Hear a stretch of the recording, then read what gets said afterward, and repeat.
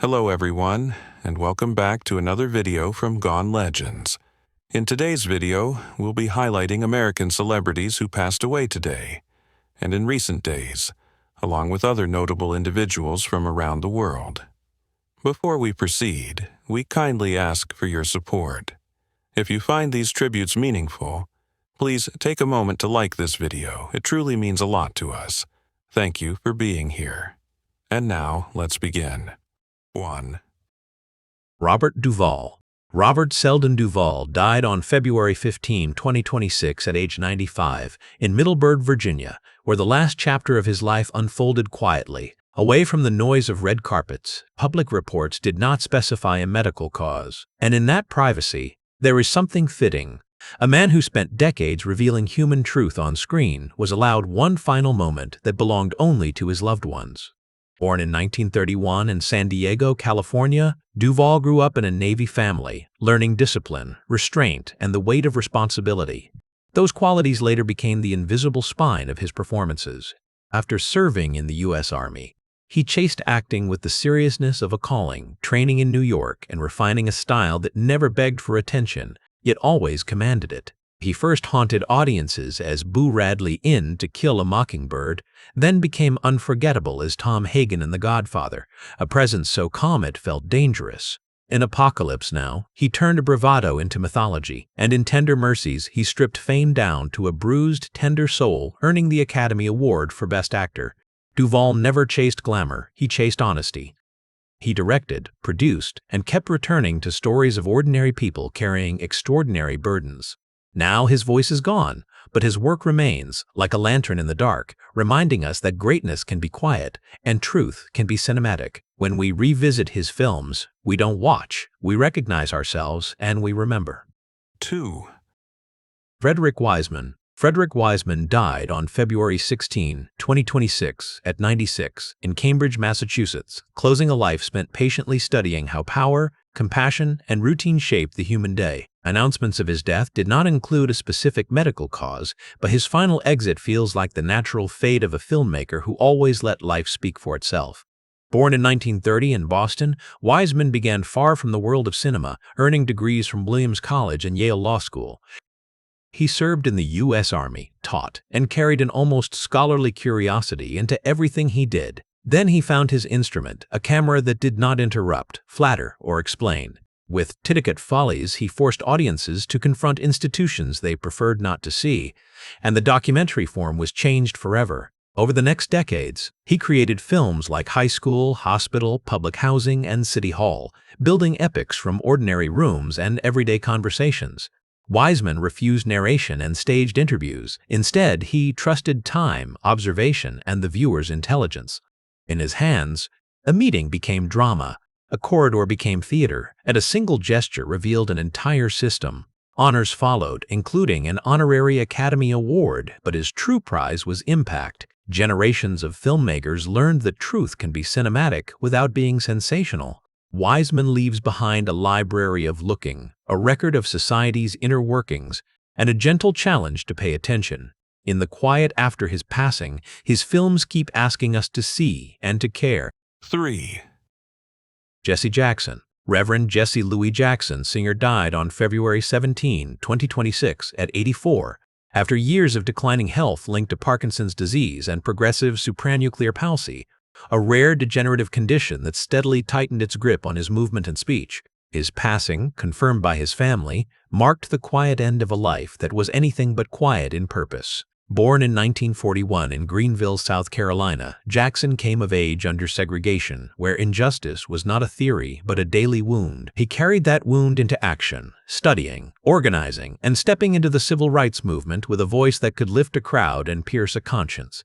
He worked alongside Dr. Martin Luther King Jr., stood near history's most painful moments, and refused to let mourning become silence. In 1971, he founded Operation Push, and later the Rainbow Coalition, building platforms for economic justice, voting rights, and dignity for people pushed to society's margins. His presidential campaigns in 1984 and 1988 expanded what many Americans believed was politically possible, inspiring future leaders and energizing communities long ignored. Jackson's work also crossed borders. as he negotiated and advocated in international crises, carrying moral urgency into rooms where power often forgets humanity. Even as illness dimmed his physical strength, his message endured: hope is not passive, it is work. Today, his legacy lives in marches still moving, in ballots still cast, and in the stubborn belief that a nation can be made better by courage, and by love refuses to bend. 4.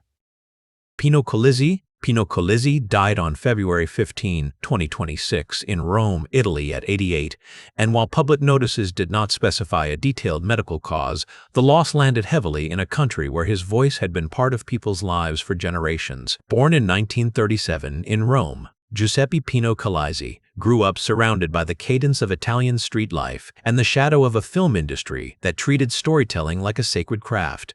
He stepped into acting young, but it was his rare gift for voice that made him a legend.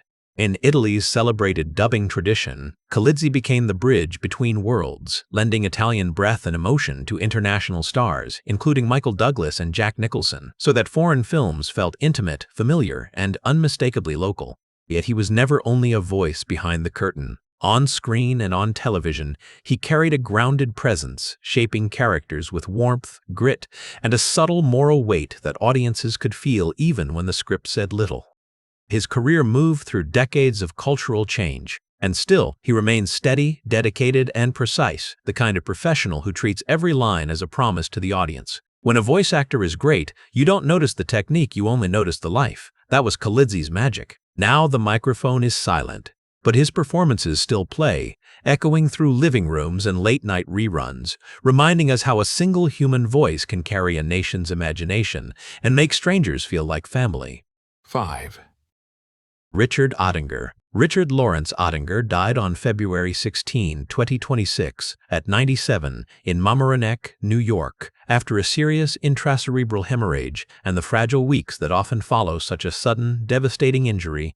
His death ended a long life of public service defined less by spectacle than by steady, principled effort. Born in 1929 in New York City, Ottinger grew up with the belief that government could be a tool for protection, fairness, and opportunity. He studied at Cornell University and Harvard Law School, served in the United States Air Force, and carried that sense of duty into politics with a lawyer's precision and a teacher's patience.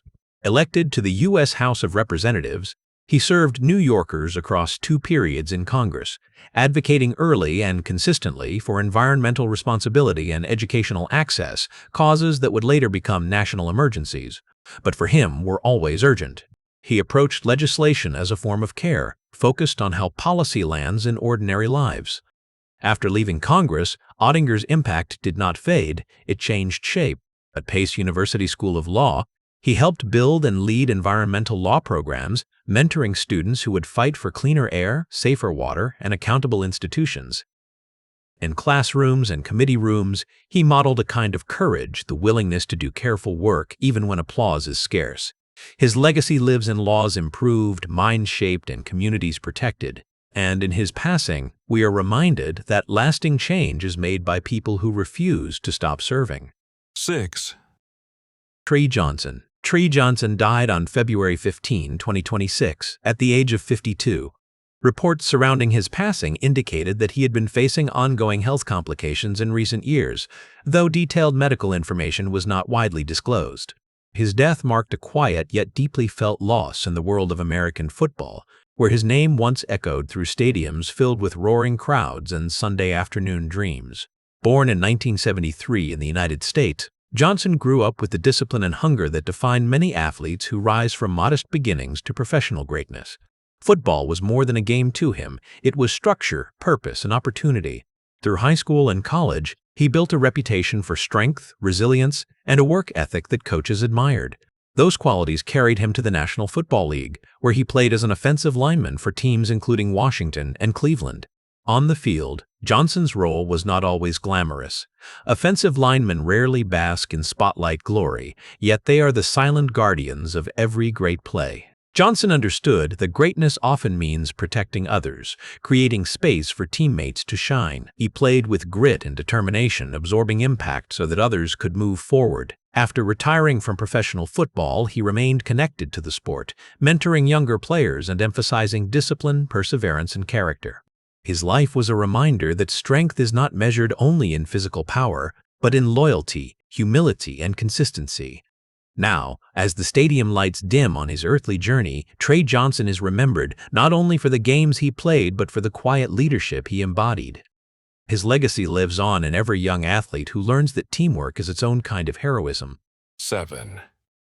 Bud Cort died on February 11, 2006, at the age of 77, though specific medical details were not widely publicized. His passing closed the chapter on a singular presence in American cinema, a performer whose vulnerability and eccentric charm reshaped what leading characters could look like. Born Walter Edward Cox in 1948 in New Rochelle, New York, Cort discovered early that he did not fit the conventional mold of Hollywood masculinity.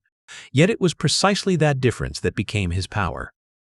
In 1971, he stepped into film history as Harold and Maude, a darkly poetic story of love, mortality, and rebellion. With wide, searching eyes and understated delivery, Cort transformed what could have been an odd character into an emblem of youthful alienation and fragile hope. His performance resonated deeply, especially with audiences who felt unseen. Harold was awkward, introspective, and unconventional, and through him, Cort offered validation to outsiders everywhere. Though he appeared in other films and television projects, including collaborations with major directors and actors, Harold and Maude remained the cornerstone of his legacy. Cort's career was marked by artistic integrity rather than commercial ambition. He gravitated toward roles that were layered, offbeat, and emotionally textured. In interviews, he often reflected on creativity with thoughtful humility, as though he were still discovering its mysteries. With his passing, cinema loses one of its most quietly transformative figures. Yet every time a new generation discovers that bittersweet film about life and love, Bud Cort lives again, forever frozen, in a story that reminds us to embrace both laughter and loss, because they are inseparable companions. 8. James Van Der Beek. James David Van Der Beek died on February 11, 2026, at the age of 48. His passing followed reported health complications that had developed over time, though full medical details remained private out of respect for his family. The news sent waves of shock through fans who had grown up watching him navigate adolescence on screen, unaware that his own story would end so soon. Born on March 8, 1977, in Cheshire, Connecticut, Van Der Beek found his calling in performance at a young age. Theater became his training ground, shaping his emotional expressiveness and disciplined craft. In 1998, he rose to international fame as Dawson Leary in the television drama Dawson's Creek. For 6 seasons, audiences watched him portray the intensity, insecurity, and romantic idealism of youth with a sincerity that felt deeply personal. Van Der Beek became a defining face of late 1990s television, yet he never allowed himself to remain trapped by that image. In later years, he embraced both dramatic and comedic roles, even playfully subverting his teen heartthrob persona in projects that revealed his self-awareness and range. His career was marked by resilience, the ability to evolve beyond early fame and continue exploring storytelling with humility. Off-screen, he was known as a devoted father and husband, often speaking about faith, family, and gratitude. He approached life with a thoughtful openness that resonated with fans who saw not just a celebrity, but a human being growing alongside them. James Van Der Beek's legacy is woven into the emotional memory of a generation. His performances captured the ache of growing up, the dreams, heartbreaks, and fragile hopes that define youth. Though his life ended too soon, the stories he told continue to echo softly in the hearts of those who watched and believed. 9. Before the applause, before the golden statues, before the name Dustin Hoffman echoed across award stages and film history books, there was a young man who was quietly convinced that he was not enough, not handsome enough, not tall enough, not strong enough, not leading man material. In the city of dreams, in the capital of cinema, he grew up believing that the dream was not meant for him. Dustin Lee Hoffman was born on August 8, 1937, in Los Angeles, California, United States, a city glowing with studio lights and cinematic illusion, yet his childhood was far removed from glamour. His father, Harry Hoffman, worked as a prop supervisor and set decorator at Columbia Pictures, but the security of that job vanished during the economic instability that followed the Great Depression, leaving the family financially strained and emotionally unsettled. His mother, Lillian, a talented jazz pianist, possessed artistic sensitivity, but also carried intensity and expectations that shaped the emotional atmosphere of their household. Home was not always peaceful, stability was not guaranteed, money was tight. The tension of uncertainty lingered in the air like a permanent shadow, and in that environment, a sensitive boy grew inward rather than outward. Dustin was not the confident child commanding rooms with ease. He was shy, observant, quietly anxious. He felt different from other boys, smaller, physically unimpressive, socially unsure. In school, he was not the star athlete. He was not the charming heartthrob. He was not the natural leader. He was often overlooked. He struggled with deep insecurities about his appearance, believing he did not fit the mold of what society defined as attractive or charismatic. That insecurity did not disappear with age. It burrowed deep inside him and stayed. For a time, he dreamed not of acting, but of music. He studied classical piano with seriousness and dedication, hoping discipline might give him direction. Music felt structured, predictable, safer than human interaction. Later, he enrolled at Santa Monica College with the intention of studying medicine, considering a practical career that promised stability rather than uncertainty. But life has a way of redirecting those who feel lost. A theater class changed everything, not because he immediately felt destined for greatness, but because for the first time, he experienced something transformative. On stage, he did not have to be Dustin Hoffman. He could be someone else, someone confident, someone bold, someone admired. Acting became less about fame and more about escape. It became a way to survive his own self-doubt. Still, the industry did not welcome him kindly. When he moved to New York in the late 1950s to pursue acting seriously, he entered a brutal environment that did not hesitate to criticize his looks, his voice, his presence. Casting directors told him directly that he did not have the face of a movie star. He was too ordinary, too ethnic, too unconventional. Hollywood at the time favored tall, square-jawed men who looked sculpted for billboards. Dustin looked like someone you might pass on the street without a second glance. He shared cramped apartments with fellow struggling actors Gene Hackman and Robert Duvall, three future legends, living modestly, scraping together rent, surviving on hope. They were rejected repeatedly. They were told to reconsider their careers. They were told they lacked what it takes. For Dustin, those words cut deeply because they confirmed what he already feared. He worked odd jobs to survive. He waited tables. He worked as a typist. He performed in small, off-Broadway productions for minimal pay. Auditions came and went. Opportunities slipped away. Years passed with little recognition. There were moments he questioned everything. Moments when the humiliation of rejection felt unbearable. Moments when quitting seemed logical. But quitting would have meant accepting that the voices were right, and he refused to surrender to that narrative. Then, at age 30, when most Hollywood actors had already either succeeded or faded away, something extraordinary happened. In 1967, he was cast as Benjamin Braddock in The Graduate. The role was not glamorous in the traditional sense. Benjamin was awkward, uncertain, emotionally adrift. But that vulnerability was precisely what Dustin understood. He was not playing a character entirely foreign to him. He was channeling parts of himself. The film exploded into cultural history. It captured the restless confusion of a generation and turned Dustin Hoffman into an overnight sensation. The same industry that once dismissed him now celebrated him as revolutionary. Suddenly, the unconventional face became iconic. But fame did not silence insecurity. If anything, it magnified it. Overnight recognition created overwhelming pressure. Interviews, public appearances, expectations. He feared being exposed as a one-hit wonder. He feared the industry would realize they had made a mistake. He feared returning to obscurity more than anything.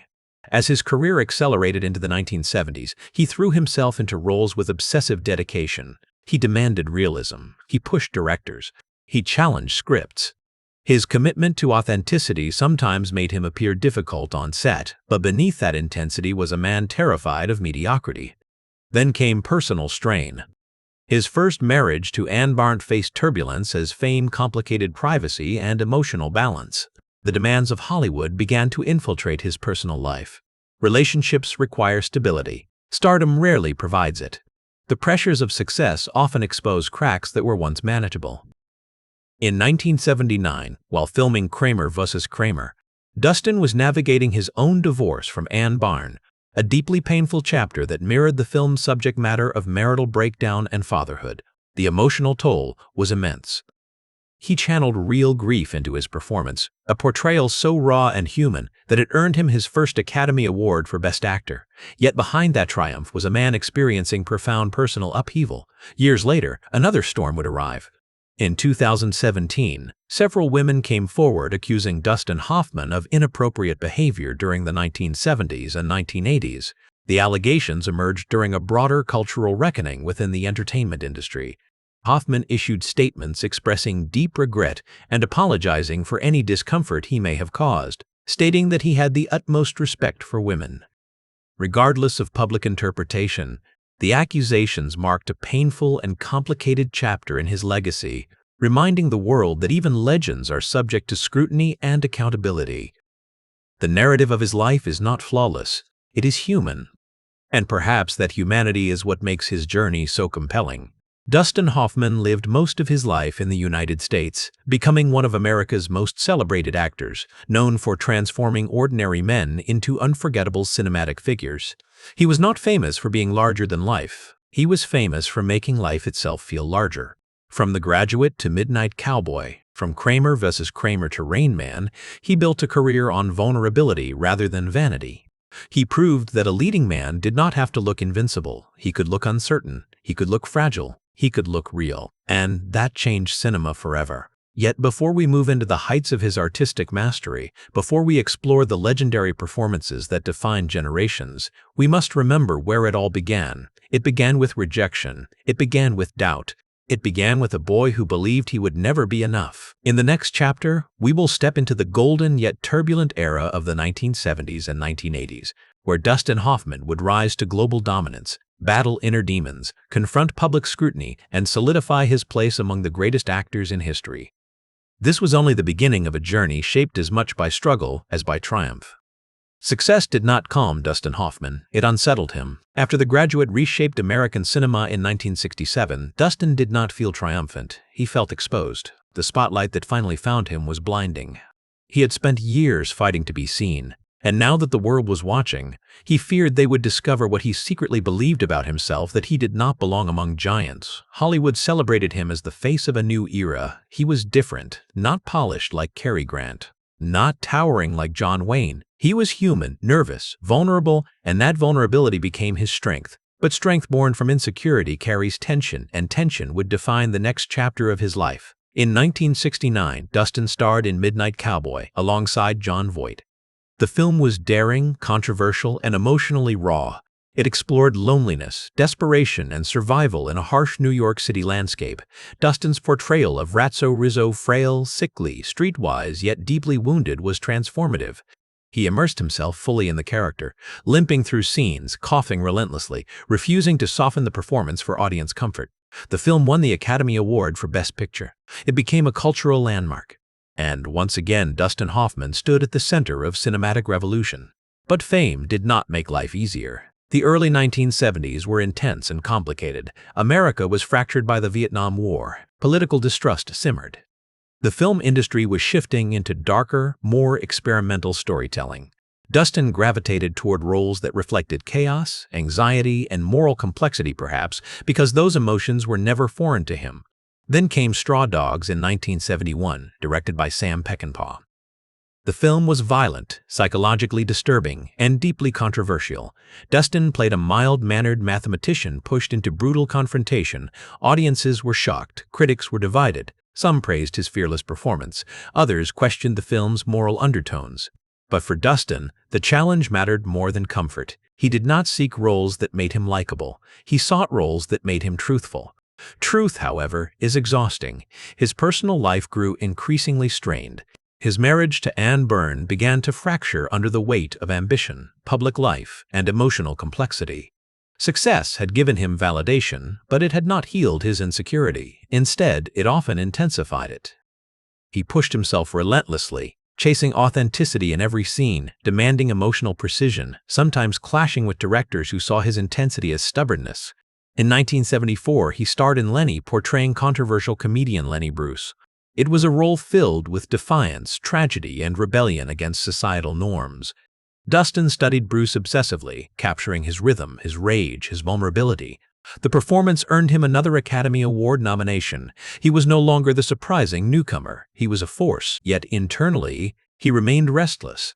Then came Marathon Man in 1976, a psychological thriller that would become iconic. Dustin's character, a graduate student drawn into a web of espionage and torture, reflected the paranoia of the era. Behind the scenes, his dedication bordered on punishing. Stories circulated of him depriving himself of sleep to capture genuine exhaustion for a torture sequence. Laurence Olivier, his co-star, famously asked him why he didn't simply try acting. That moment became symbolic of Dustin's approach. He did not want to imitate pain, he wanted to feel it. But living constantly on the edge of emotional extremity carries a cost. By the late 1970s, his first marriage ended in divorce. The emotional collapse mirrored themes he would soon portray on screen. Life and art began blending in uncomfortable ways. Then came Kramer vs. Kramer in 1979, a story about divorce, fatherhood, and emotional transformation. At the time of filming, Dustin was experiencing the real pain of his own divorce from Anne Barn. The grief was not theoretical. It was immediate, raw, personal. He poured that pain into the role of Ted Kramer, a father forced to learn responsibility after his wife leaves. The film resonated deeply with audiences navigating shifting family dynamics in modern America. It was intimate, grounded, heartbreakingly human. Dustin Hoffman won his first Academy Award for Best Actor. On stage, holding the golden statue, he appeared composed. But beneath the surface was a man processing both professional triumph and personal heartbreak. Awards validate talent. They do not mend broken relationships. As the 1980s began, Dustin faced a crossroads. He had achieved critical acclaim, box office success, and industry respect. But he began questioning everything. The intensity that fueled his craft also consumed him. He played an unemployed actor who disguises himself as a woman to secure a role on a soap opera. The film was humorous, but beneath its comedy lay sharp commentary about gender inequality and respect. Dustin approached the role with seriousness, seeking authenticity rather than parody. During production, he had a profound realization. After seeing himself fully made up as a woman, he admitted feeling saddened that he would not be considered conventionally attractive as a woman. That moment deepened his empathy and reshaped his understanding of societal beauty standards. It was one of the rare times he publicly acknowledged how deeply appearance had shaped his own insecurity. Tootsie became one of the highest-grossing films of the year and earned him another Academy Award nomination. He was now firmly established as one of America's greatest actors, and yet the fear of irrelevance lingered. Because for Dustin Hoffman, success was never permanent. It was something to defend, something fragile, something that could disappear as quickly as it arrived. In 1987, after years of carefully chosen roles, he starred in Ishtar, a film that became one of Hollywood's most notorious commercial failures. The movie was mocked relentlessly. Critics were brutal. The press labeled it a disaster. For a man who had built his life fighting rejection, the backlash was painful. Old insecurities resurfaced. Doubt returned like an unwelcome ghost. Was he losing his touch? Had the industry finally decided he no longer mattered? But redemption was closer than he realized. In 1988, he starred in Rain Man alongside Tom Cruise. The film told the story of an autistic savant and his estranged brother navigating cross-country reconciliation. Dustin's portrayal of Raymond Babbitt was meticulous, deeply researched, and profoundly respectful. He spent extensive time studying autism, determined not to reduce the character to stereotype. The performance was extraordinary. He won his second Academy Award for Best Actor. Rain Man became a global success, earning 4 Academy Awards including Best Picture. Once again, Dustin Hoffman had proven that resilience defines legacy more than failure does. By this point, he was not simply a star, he was an institution. But institutions are built on decades of sacrifice. Behind every performance was emotional excavation. Behind every triumph was quiet anxiety. Behind every standing ovation was a man still wrestling with the voice that once told him he was not enough. And as the decades continued, the world would change. Cinema would evolve. New generations would rise. Dustin Hoffman would step into later roles, fatherhood, mentorship, and eventually confront public scrutiny that would complicate his legacy. But before we move into the later chapters, the accusations, the cultural reckoning, the reflections of an aging legend, we must pause here. Because this era, the 1970s and 1980s, was the crucible. This was the fire. And Dustin Hoffman did not burn away. He endured. He adapted. He transformed vulnerability into power, and he proved that greatness does not belong only to those who look invincible. It belongs to those who refuse to disappear. Time changes every face, even the faces that once defined generations. By the early 1990s, Dustin Hoffman was no longer the anxious young revolutionary of The Graduate, nor the defiant risk-taker of the 1970s. He had become something rarer, a living legend navigating an industry that constantly reinvents itself. But legends face a quiet fear that newcomers do not. They fear fading. After the monumental success of Rain Man in 1988, which earned him his second Academy Award for Best Actor, Dustin stood at the peak of artistic recognition. The film grossed over $305 million worldwide, a staggering number at the time, and Raymond Babbitt became one of the most unforgettable characters in cinematic history. His portrayal was praised for its nuance and dignity, bringing global awareness to autism in a way mainstream cinema had never done before.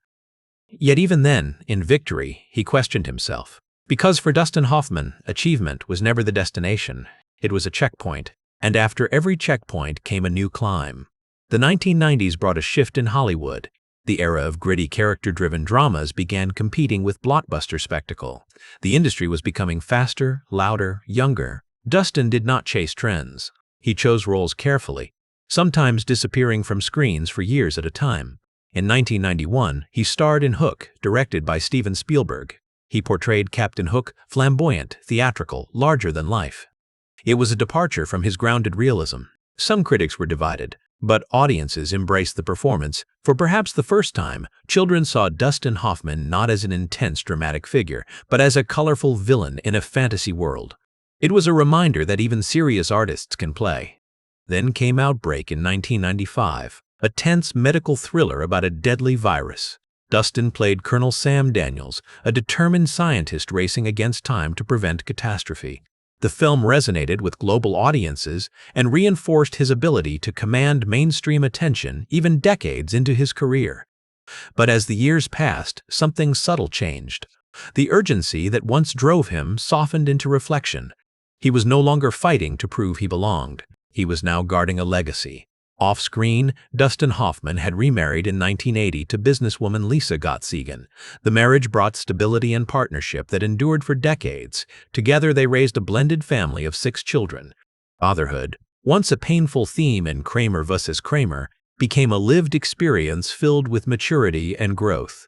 Yet peace does not erase history. In 2013, at the age of 75, Dustin Hoffman underwent successful treatment for cancer. The diagnosis had been caught early, and surgery removed the cancerous cells. The news shocked many, but it was handled quietly and with resilience.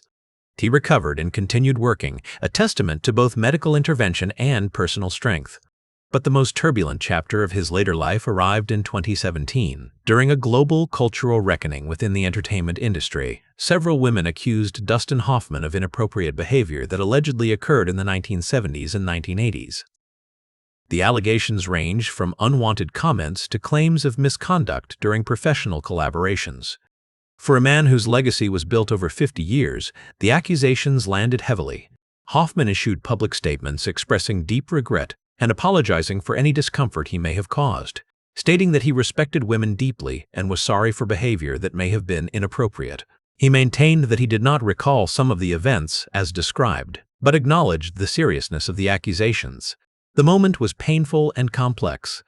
For audiences, it forced reconsideration. For Dustin, it brought scrutiny unlike any he had faced before. Fame magnifies both triumph and fault. And in the later chapters of life, reflection becomes unavoidable. He did not retreat completely from public life, but he became quieter, more selective, more reserved. And yet, even amid controversy, the impact of his work remained undeniable. 2 Academy Awards, 6 additional nominations, 5 Golden Globe Awards, 2 Emmy Awards, a BAFTA Award. In 1999, the American Film Institute ranked him among the greatest male stars of classic American cinema, but statistics never fully capture a legacy. Dustin Hoffman changed what leading men could look like. Before him, vulnerability was often secondary to strength. After him, vulnerability became strength.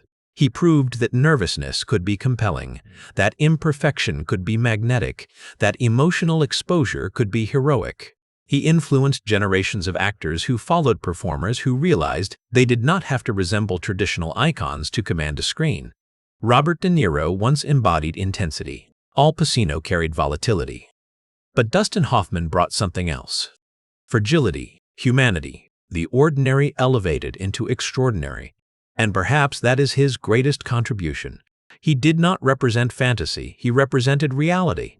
As he entered his 80s, Dustin Hoffman remained alive, not a fallen legend, not a memory carved into tribute montages, but a living witness to the evolution of cinema.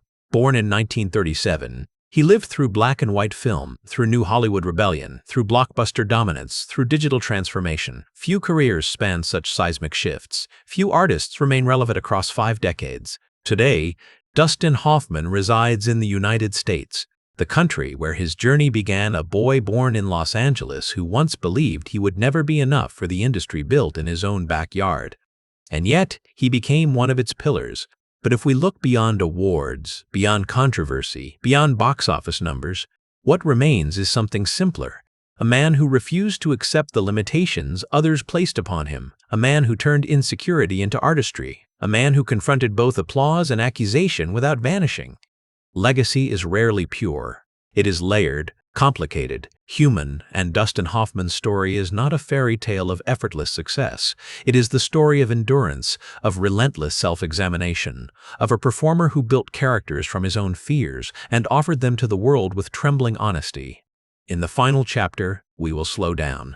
We will reflect on the emotional weight of his journey, revisit the defining moments that shaped his identity, and close with the lasting imprint he leaves on cinema and culture, not as an untouchable icon, but as a flawed, brilliant human being whose performances will outlive generations.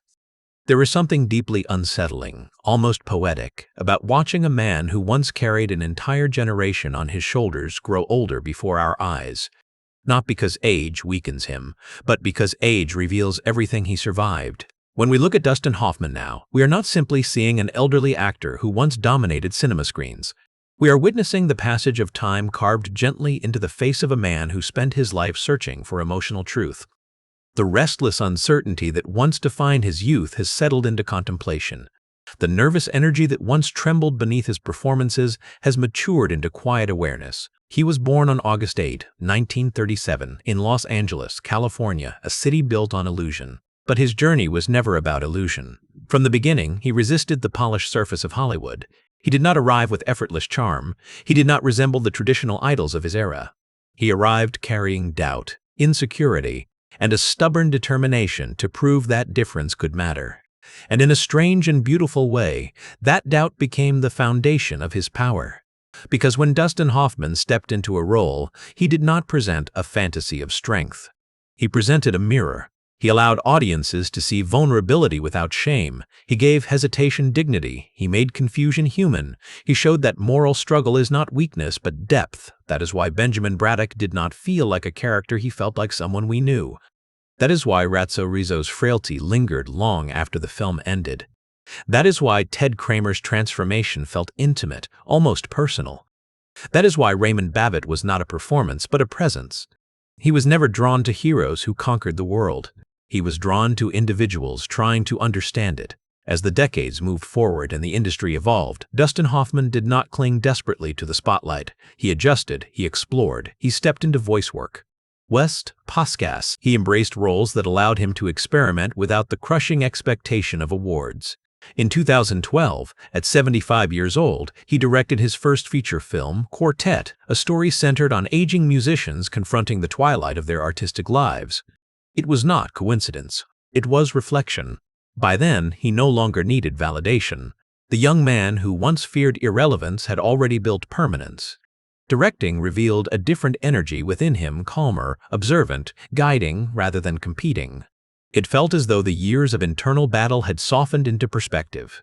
But perspective does not erase complication. In 2017, allegations from decades earlier surfaced, placing him within a larger cultural reckoning that forced Hollywood to confront its past. For many, admiration became layered with discomfort.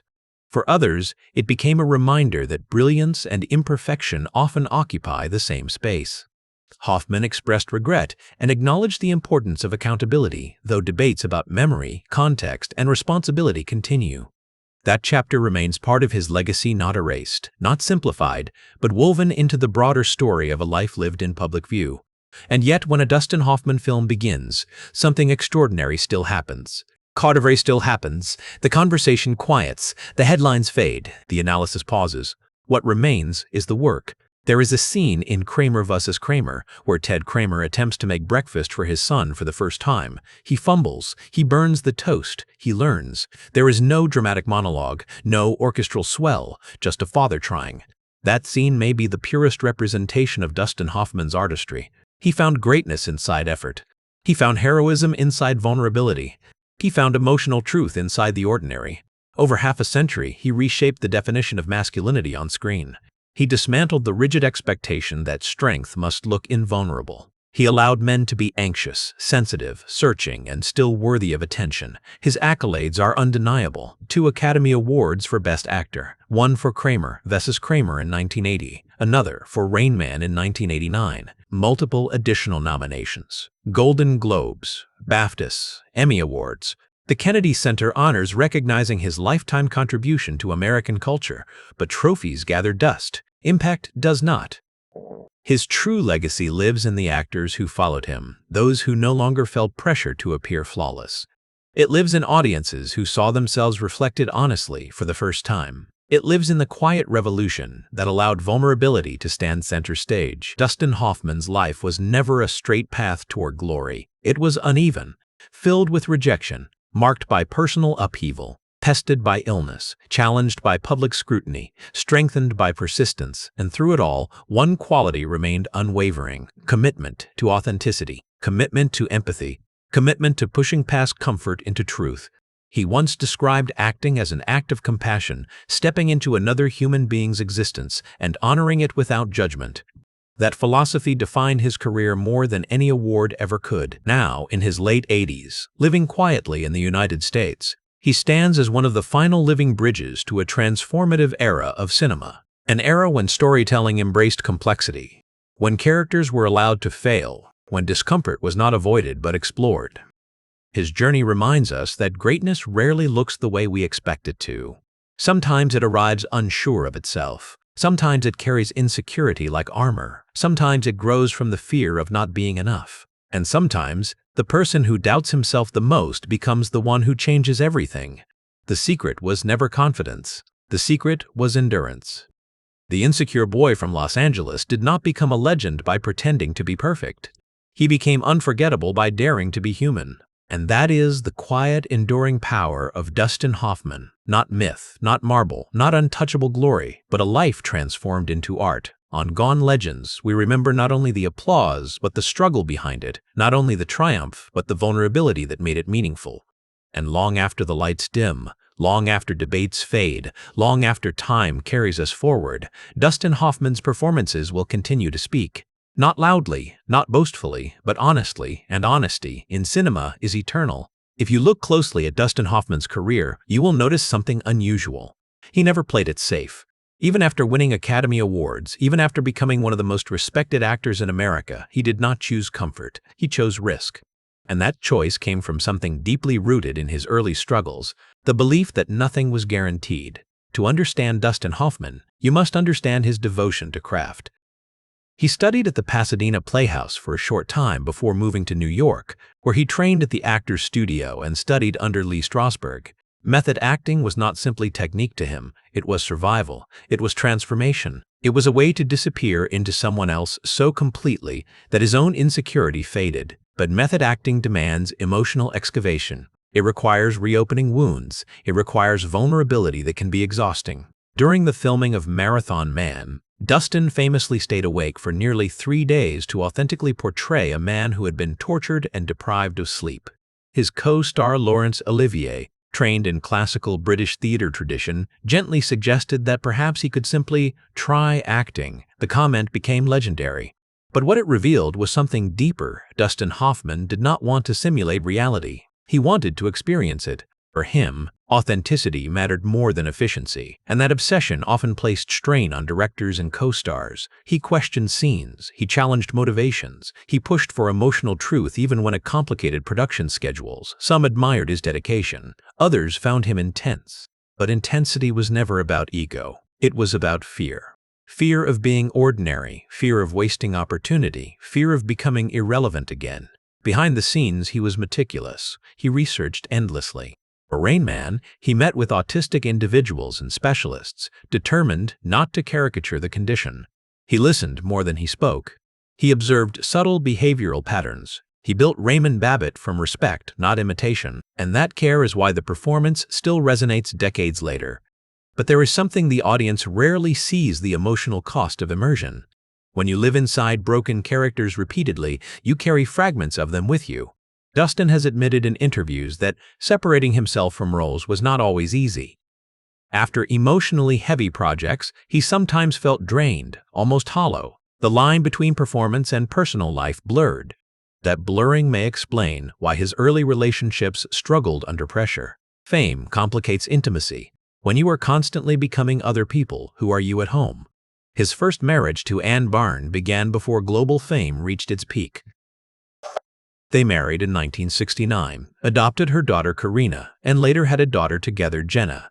But as his career intensified, so did the demands on his emotional energy. Long shoots, travel, public life, personal evolution. By the late 1970s, the marriage dissolved. Divorce is never simple, especially under public scrutiny. And yet, from that pain came one of his most powerful performances in Kramer vs. Kramer, a role that forced him to confront fatherhood, responsibility, and emotional accountability at the same time he was living it. Art imitating life, life shaping art. Then, in 1980, he married Lisa Gottsagen. That union would endure. Stability entered his life more consistently. Together, they built a large family, 6 children, blending biological and adopted bonds. Fatherhood matured him. It softened him. He once said that becoming a father changed the way he saw everything, including his work. The urgency of career began to share space with the importance of presence. And yet, even in stability, the restless artist remained. In the 1990s and 2000s, Dustin Hoffman explored a variety of roles, sometimes comedic, sometimes dramatic, sometimes voice acting in animated films like Kung Fu Panda, where he voiced Master Shifu. Younger generations encountered him not through intense dramas, but through warmth and humor. It was a reinvention, a reminder that longevity requires adaptability. But adaptability does not erase self-examination. As he aged, interviews became more reflective. He spoke openly about insecurity, about how he never truly saw himself as handsome or charismatic in the traditional sense. He revealed how deeply rejection shaped him. He admitted that success did not instantly cure childhood doubts. Perhaps that is the most relatable truth about him. Accomplishment does not silence old voices. It simply teaches you how to live with them. And as we move deeper into his later decades, we begin to see a man less concerned with proving himself and more concerned with meaning. What does it mean to leave a legacy? What does it mean to age in an industry obsessed with youth? What does it mean to confront both admiration and criticism in the same lifetime? There comes a moment in every long life when applause grows quieter, not because the world has forgotten, but because the noise of youth is replaced by the stillness of reflection. For Dustin Hoffman, that moment did not arrive suddenly. It unfolded gradually, like twilight lowering itself over a city that once blazed with intensity. By the time he entered his 70s, Dustin Hoffman was no longer chasing relevance. He had already secured his place in cinematic history. 2 Academy Awards, 8 nominations, a body of work that reshaped modern acting. But as the years advanced, he began speaking less about achievement and more about meaning. Aging in Hollywood is rarely gentle. It is an industry that worships beginnings more than endurance. Yet Dustin Hoffman endured. Not through reinvention of image, but through quiet commitment to substance. He did not attempt to compete with younger stars. He did not distort himself to remain artificially youthful. Instead, he allowed time to mark him honestly. And time, as it does to all of us, brought vulnerability. In 2013, it was revealed that Dustin Hoffman had undergone treatment for cancer. The diagnosis had been caught early, and surgery was successful. The public response was one of shock and concern. Legends, after all, often feel untouchable to their audiences, but illness does not recognize legacy. It does not negotiate with awards. It arrives uninvited. For Hoffman, the health scare was private, measured, and handled without spectacle. Yet moments like that inevitably shift perspective. Mortality becomes less theoretical. The body that once carried characters through emotional storms now demands gentler care. He continued working, but at a slower pace. He directed Quartet in 2012, exploring themes of aging artists confronting the twilight of their careers. It was no coincidence. The story mirrored questions he was likely asking himself. What happens when the stage lights dim? What remains when performance ends? As interviews from this period reveal, Hoffman grew more introspective. He spoke about insecurity with unusual honesty. He admitted that despite decades of acclaim, he never truly felt like the confident leading man Hollywood traditionally celebrates. He acknowledged how deeply childhood doubt had shaped his adult drive. He once reflected that much of his ambition came from wanting to prove he deserved to exist in rooms where he once felt invisible. That confession carries weight because it reveals something universal. Achievement often grows from wounds. But then came the storm that would redefine public conversation around him. In 2017, during a widespread cultural reckoning within the entertainment industry, multiple women accused Dustin Hoffman of inappropriate behavior that allegedly occurred in the 1970s and 1980s. The allegations included claims of unwanted comments and misconduct during professional collaborations. The news spread rapidly, headlines were sharp. Public reaction was divided. For many who had admired him for decades, the accusations were difficult to reconcile with the image they had held. For others, it was part of a larger necessary examination of power structures within Hollywood's past. Hoffman responded publicly, expressing regret and apologizing for any behavior that may have caused discomfort. He stated that he respected women deeply and did not recall some events as described, but acknowledged the importance of listening and accountability. Regardless of interpretation, the moment marked a turning point. Reputation, once seemingly unshakable, became layered with complexity. And perhaps that complexity forces a deeper question. Can a life contain both brilliance and imperfection? Can extraordinary contribution coexist with human flaw? History often resists simplicity. Mater. Dustin Hoffman's legacy, like many long careers, now carries chapters of triumph and chapters of controversy. And yet, even within controversy, his artistic influence remains undeniable. The performances exist, the impact remains. The films continue to move audiences who were not even born when they were made. As he entered his 80s, Dustin Hoffman retreated further from constant public presence, not in defeat, but in quiet maturity. He attended select events. He appeared occasionally on screen. He remained connected to his family. The urgency of proving himself seemed replaced by the calm of survival. Survival is an underrated achievement. He survived rejection in youth. He survived the volatility of fame. He survived personal heartbreak. He survived illness. He survived cultural reckoning. And through it all, he remained standing. There is a photograph from his later years that captures something subtle. The youthful sharpness in his face has softened. The eyes, however, remain searching, reflective, alive. They are the eyes of a man who has lived through extremes and emerged contemplative rather than hardened. When we look at Dustin Hoffman now, we are not simply looking at Benjamin Braddock or Raymond Babbitt. We are looking at time itself embodied in one human being. We are looking at the cost of dedication, the cost of vulnerability, the cost of being relentlessly honest on screen. The question of how history will judge him is still unfolding. He is alive. His story is not sealed. But what is certain is this: he changed the grammar of acting. He shifted the definition of a leading man. He allowed ordinary men to become cinematic heroes, and perhaps that is why his journey feels so intimate. He never appeared unreachable. He appeared possible. If there is one thread that runs through the entire life of Dustin Hoffman, it is this: he never trusted perfection. From the beginning, perfection was something he believed belonged to other people. The handsome leading men, the confident public speakers, the actors who seemed born knowing exactly who they were. He did not see himself in that category. And perhaps because of that, he built a philosophy that rejected polish and embraced imperfection. He once said in an interview that acting, at its core, is about empathy. It is about stepping into another person's skin and feeling their truth without judgment. That philosophy shaped every role he chose. He was drawn to characters who were uncertain, flawed, searching, broken in quiet ways. He understood them because he had lived with those emotions long before cameras ever found him. Benjamin Braddock was not heroic in the traditional sense. He was confused, passive, anxious about his future. Yet audiences saw themselves in him. Ratso Rizzo was not glamorous. He was physically fragile and emotionally defensive, yet painfully human. Ted Kramer was not a perfect father. He was learning, stumbling, evolving. Raymond Babbitt was not defined by spectacle, but by meticulous humanity. In each case, Dustin Hoffman did something subtle but revolutionary. He removed the mask of invincibility from masculinity. He allowed men on screen to cry, to hesitate, to fail, to grow. That shift quietly influenced generations of performers who followed. Actors no longer had to embody dominance to command attention. They could embody truth. Behind the scenes, Hoffman's process was rooted in relentless questioning. He often challenged scripts, not out of defiance, but out of curiosity.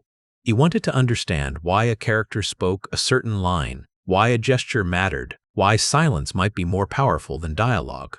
Directors sometimes found his intensity overwhelming, but those who embraced it often discovered that he elevated the material beyond expectation. His dedication came from an almost spiritual respect for storytelling. He did not treat acting as a job, he treated it as excavation. Each role required digging through layers of psychology, stripping away convenience, uncovering raw emotion.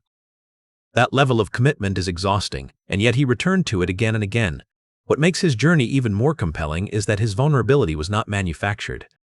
It was real. He openly acknowledged his insecurities about appearance, about belonging, about never quite feeling like a traditional movie star.